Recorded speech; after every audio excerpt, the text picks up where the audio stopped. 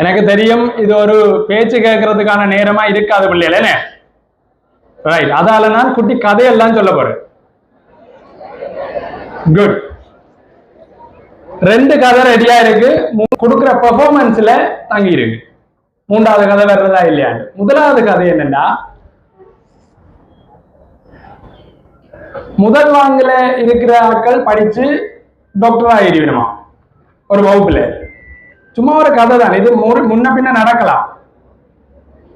என்ன இந்த கதையில நீங்க கடைசியா கேட்க வேணும், ரஜிதனையா நீங்க எந்த வாங்கில இருந்தீங்களே. இப்ப முதல் வாங்கில இருக்கிறார்கள் படிச்சு டாக்டர் ஆகிடுமா. 2வது ஒரு கதை தானே என்ன, சரி. 2வது வாங்கில இருந்து படிக்கிறார்கள் இன்ஜினியர் ஆகி அந்த டாக்டர் மேருக்குரிய இயந்திரவியல் பாகங்கள், அந்த மெடிசின்ஸ், அதாவது அந்த மருத்துவ ரீதியாக எம்ஆர்ஐ ஸ்கேனர் அது இதெல்லாம் நிறைய கிடைக்கும். அப்ப அந்த இயந்திரவியலாளர்கள் அதுகளை எல்லாம் கண்டுபிடிச்சு அந்த முன்வாங்கில இருந்து படிச்ச வந்த மருத்துவர்களுக்கு கொடுப்பார்களாம். அப்ப 3வது வாங்கில இருந்து படிக்கிறார்கள் யாரு?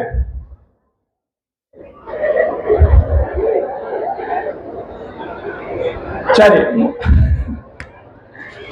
வாங்கில இருந்து படிச்சு வர்ற ஆட்கள் முகாமைத்துவ கற்கரையை முடிச்சு மேனேஜர்ஸ் ஆகி இந்த 2 வாங்கில இருந்து படிச்சு வந்தாங்களோ டாக்டர் ஆயும் இன்ஜினியர் ஆயும், அவங்க 2 பேருக்கும் முகாமைத்துவ சேவைகளை வழங்குவார்களாம். அது அர்த்தம் என்னன்னா, அவையோட முகாமைத்துவத்துக்கு கீழே தான் இதை இயங்குவினோம். 4வது வாங்கியிருக்கா,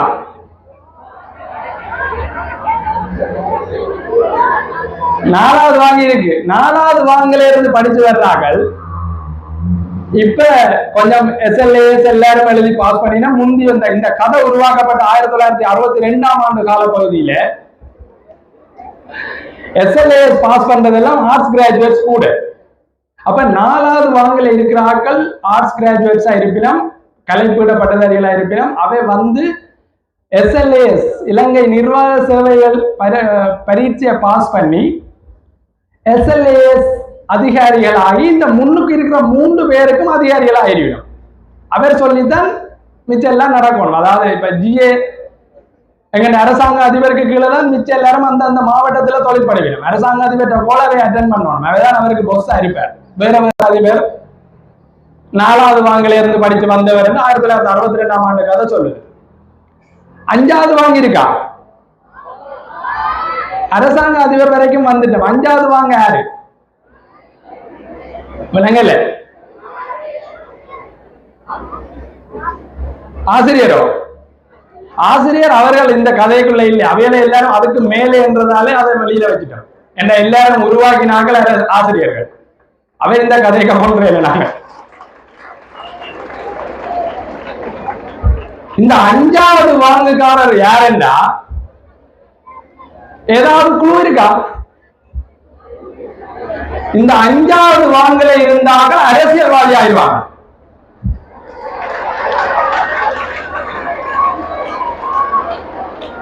சரி, அந்த 5வது வாங்கல இருந்து எலெக்ஷன் கேட்டு MP ஆயிட்டாருன்னா அதுக்கு பிறகு அவர் தான் பெரியார். இந்த முன்னுக்கு இருக்கிற 4 வாங்குகாரரும் அவரை சேர் என்று கூப்பிடுவோம். சரி, இல்ல நடந்த சம்பவங்களோட நீங்க ஒன்றே முடிச்சு போடுவாங்க. நான் சும்மா ஜென்ரலா சொல்றேன். பெரியாள் இப்ப இந்த கதையில இதுவரைக்கும் அவர் பெரியாள் 5வது வாங்குறாரு. அப்ப 6வது வாங்க இல்லையோ? 6வது வாங்கி இருக்கு. அவர் அந்த 6வது வாங்கல இருந்த டீம் ரவுடி ஆயிடும். ரவுடிசத்துக்கு கைதாட்ட வேண்டாம். அப்படி ஆகிற ஐடியா ஏதாவது இருந்தா நல்லதாதான் ஆகும். அந்த படங்கள்ல வேற சில அந்த காலத்துல விஜயகாந்த் இந்த படங்கள்ல வர மாதிரி ஒரு நல்ல தாதா, சரத்குமார் படங்கள்ல வர மாதிரி அப்படி ஆகணும். இந்த கெட்ட தாதா எல்லாம் ஆகக்கூடாது.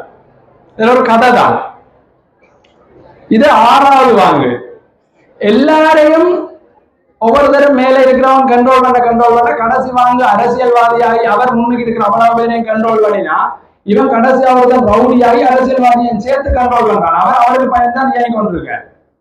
7வது வாங்கொண்டு இருக்கு. அது இன்ட்ரெஸ்டிங் ஆனது. அவன் தான் உண்மையா மிச்சம் எல்லாரையும் கண்ட்ரோல் பண்ணுவான். அவனுக்கு இந்த மேடையில பரிசு கொடுக்கல. நாங்க ஏதாவது குழு அவன் ஏதாவது ஒரு சமயத்துல சாமியாராயிட்டான் தம்பி.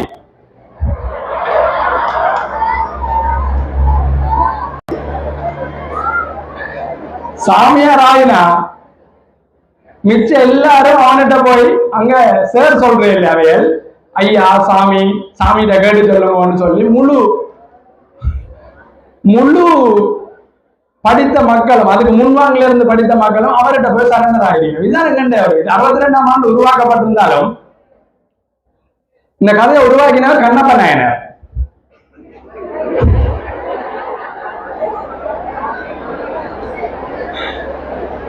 விளங்கி தானே? சரி, அப்ப கடிகாரம் வெறுமனே பரிசு மட்டும் வாங்கல, வெளியில இருக்கிற தகவலும் தெரிஞ்சிருக்கு. 1962ஆம் ஆண்டு யதார்த்தம் இதுதான். இந்த கதையை நாங்க இங்க சொல்லணும்னு நான் விரும்பினான்டா, இப்படி ஒரு பரிசளிப்பு விழாவில் நானும் பரிசு கிடைக்காத ஆளா இருந்திருக்கிறேன். என்னண்டு, நானும் பரிசு கிடைக்காத ஜீவன்கள் பக்கம் நானும் இருந்திருக்கிறேன், ஒரு பரிசும் வாங்காம. யா கைதட்டாக விளங்குது எங்க நைனவன. சரி, அதை ஏன் சரி கூட்டம் அதை ஏன் சொன்ன நான் பிள்ளைகள் தம்பியாக்கள் தங்கச்சியாக்கள் ஒவ்வொரு தனிட்டையும் ஏதாவது வித்தியாசமான திறமையில் இருக்கும். அதை கதையாவே எடுத்துக்கொள்ளுங்க. அப்புறம் இவர் தான் சொன்னவர் நான் ரவுடி ஆகிட்டேன்னா அங்க போலீஸ் ஸ்டேஷன்ல சொல்லி விடுறதுல என்ன அப்படி அரைச்சிடுவாங்க. சாமியார் ஆகிப்பட்டும் சொல்லக்கூடாது. அதுக்கு முன்னுக்கு இருக்கிற ஒவ்வொரு தனிட்டையும் ஏதாவது வித்தியாசமான திறமைகள் இருக்கு. கட்டாயம் நீ என்ன ஆக போறன்றதை நீ தான் முடிவு செய்யணும். நீ வளர்ந்து என்னவாக போறன்றது நீ தான் முடிவு செய்யணும். சமூக பொறுப்புள்ள ஆக்களை நீங்க வரணும் என்னவா இருந்தா. அடுத்த கதை அதையும் கொண்டு வந்து இங்க முடிப்பேன் நான் சேர்த்து கட்டுவோம். அந்த இப்படியான பசுவை இப்படியான மரத்தில் தான் கட்டுவார்கள் என்ற மாதிரி பிள்ளைகள் நீங்க பரிசு வாங்கி மட்டும் 32 பேர் வந்தீங்க. ஓ லெவல்ல 9 எடுத்தாங்க, 8 எடுத்தாங்களோ ஒரு 12 பேரோ ஏதோ சொச்சமே இல்ல 24 பேர். பெரிய சந்தோஷம்.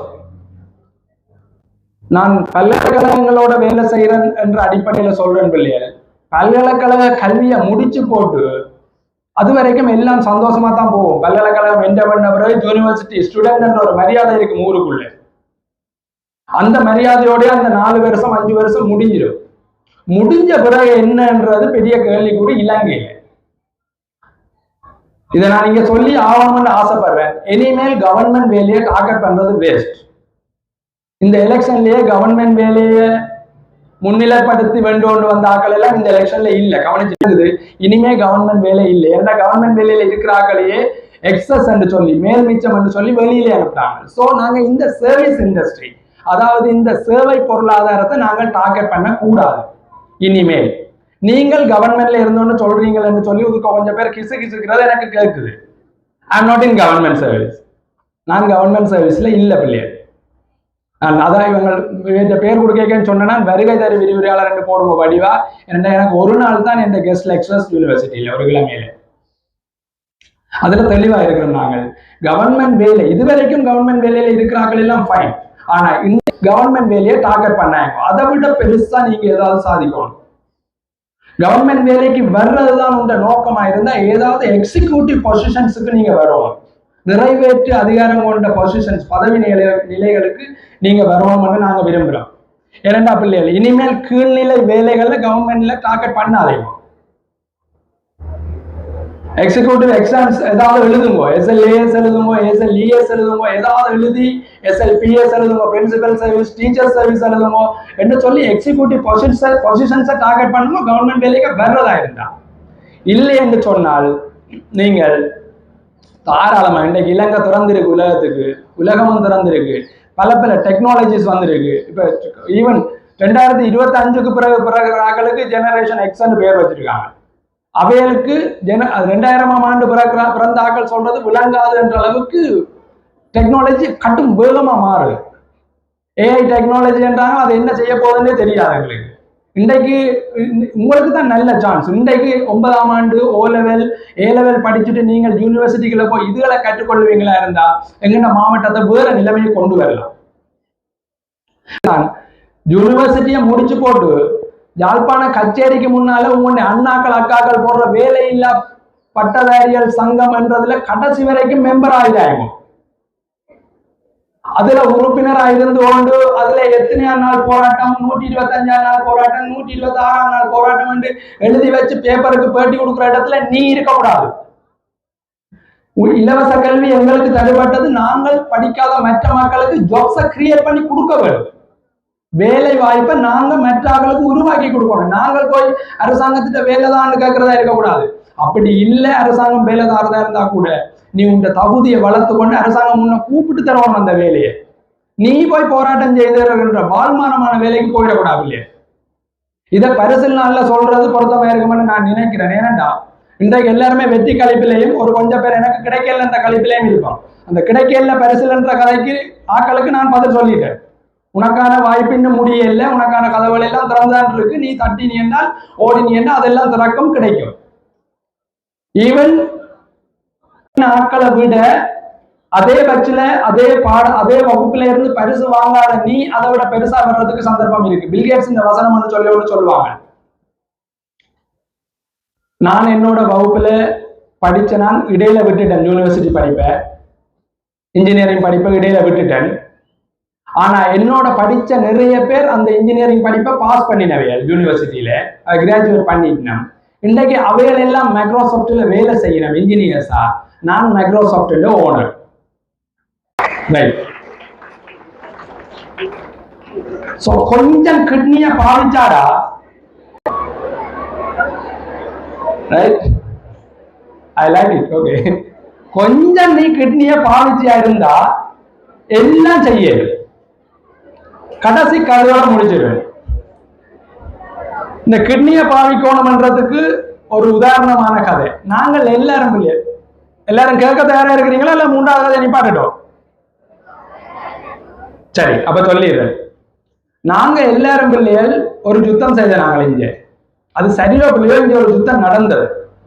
விரும்பாமல கன பேர் பங்கேற்றாங்க, கன பேர் உயிரோட இல்லை, கன பேர் காயத்தோட இருக்கிறோம். கணக்க கதையில் நடந்தது. அது இல்லை நான் இங்க கதைக்க வந்தது.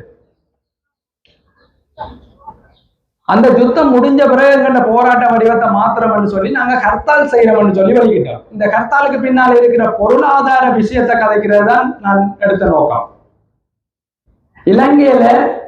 இலங்கையின் வருடாந்த மொத்த தேசிய உற்பத்தி கிட்டத்தட்ட 88 பில்லியன் டாலர்ஸ்.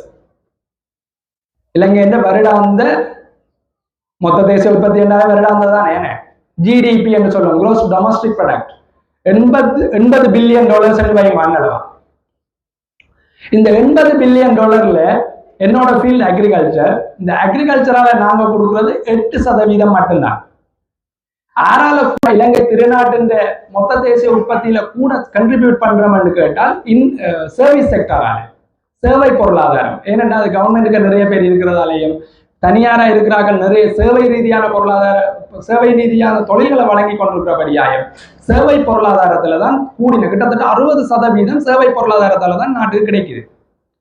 இண்டஸ்ட்ரியின் தொடக்கம் 25% தான் இண்டஸ்ட்ரியால கிடைக்குது. இன்றைக்கு தகவல் தொழில்நுட்பம் படிக்க போறாங்களுக்கு ஒரு நல்ல செய்தி, உங்களோட ஐடி எக்ஸ்போர்ட்டால தான் கிட்டத்தட்ட 12ல இருந்து 18% ஐடி எக்ஸ்போர்ட்ஸால நாட்டுக்கு வருமானம் வருது. அது டாலர்ஸ்ல வர்ற காசு டிரெக்டா. அக்ரிகல்ச்சர் இத்தனை பேர் பீத்தி கொண்டு இந்த வேலையை தெரிஞ்சாலும் நான் உட்பட 8% தான் கொடுக்குறோம். அதுலயும் இந்த தேயிலை, ரப்பர், தங்கு எல்லாத்தையும் விட்டா நெல்லால 1%, $8 பில்லியன் ஒரே 1% தான் நெல்லால, ஒரே 1% தான் காய்கறியால, ஒரே 1% தான் ஆடு மாட்டால கொடுக்குறோம். இதை ஏன் சொல்றேன்டா, இவ்வளவு தகவலும் எங்களுக்கு படிக்க தெரியணும் இல்லையா.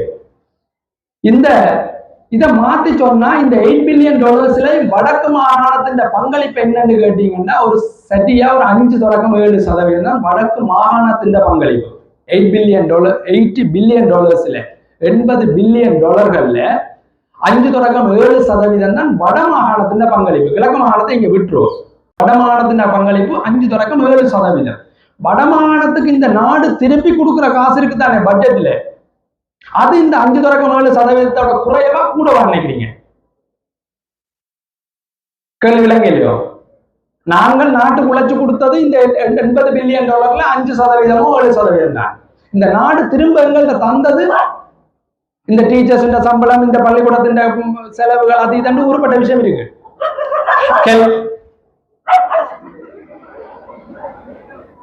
அவங்கள பற்றி கதைக்கு இல்லைன்னா அவங்களுக்கு அவர்களும் நாட்டுக்கு முக்கியமானாக்கள். உண்மையா பிள்ளைகள் அது கிட்டத்தட்ட 10% காசை நாங்க திருப்பி எடுக்கிறோம். அதாவது உழைச்சு கொடுக்குற வருமானம் 5% எங்களுக்கு செலவா திரும்ப இந்த அரசாங்கம் செலவழிக்குது 10% சொன்னா, இப்ப நீங்க எல்லாம் படிச்ச பிள்ளைகள் பரிசு வேற வாங்கி இருக்கிறீங்க, வடிவா கணக்கு போட்டு சொல்லு. இந்த ஒரு நாள் கர்த்தால் நடந்தா சென்ட்ரல் கவர்மெண்ட்ல இருக்கிறவருக்கு லாபமோ நட்டமோ?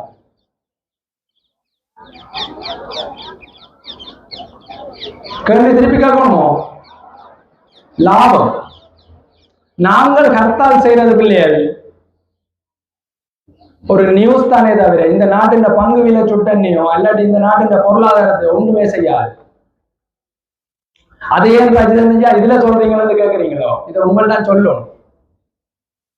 நாங்க வேற எங்க சந்தேகம் இதை சொல்றது.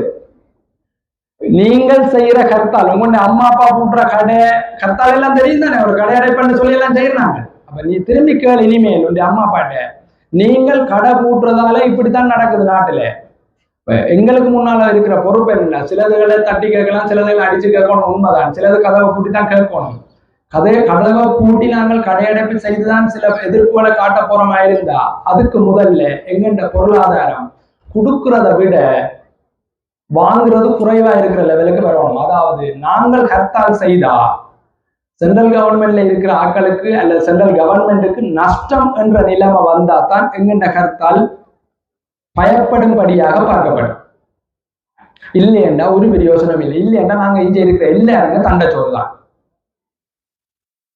பூராமே தேவையில்லாத ஆணிதான்.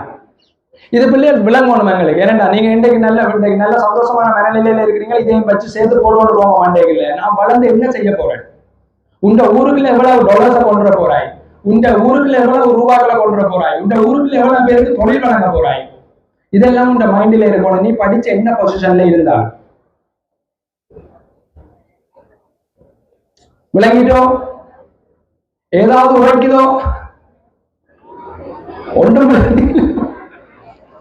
ஒன்றும் விளங்கலையோ? சரி, ஒன்றுமே விளங்காம நிச்சயமா இருக்காது.